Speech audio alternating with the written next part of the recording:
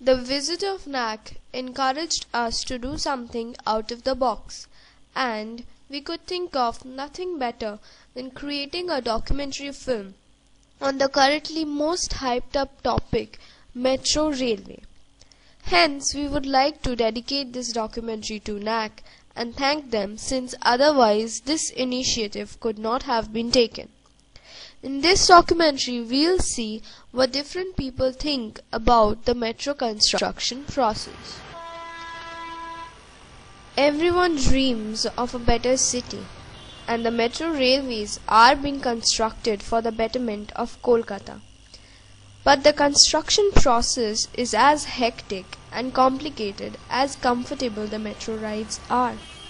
And the metro construction is accompanied by dug up muddy roads, traffic jams, accidents, and many other problems. Everywhere people are complaining about the traffic jams and the poor condition of the roads. But when we ask them whether they would like the metro construction to be stopped so as to put an end to these problems, or are they willing to bear these temporary troubles to be able to enjoy metro rides and have a developed Kolkata, here's what everyone had to say.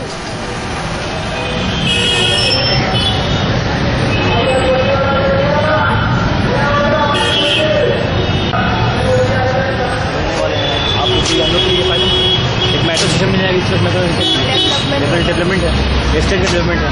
फिलहाल ये state लग रहा है कि काम construction काम में interest आएगी, तो फिलहाल ये स्टेट लग रहा है आपको, लेकिन 4 years के बाद आप ये जगह लगानी पड़ेगी, ये शुरू होना। অনেকের মতে এখানে অসুবিধা হচ্ছে, এক্ষেত্রে আপনার কি মনে হয় যে এত অসুবিধা করে কাজটা না করা ভালো, নাকি অসুবিধা হলেও কাজটা করা ভালো ভবিষ্যৎ দেখে? ভবিষ্যতের দিকে তাকিয়ে সারা কলকাতায় যা যানবাহনের যা পরিস্থিতি, তাতে মেট্রোর কাজ যদি যত তাড়াতাড়ি হবে ততই তো ভালো।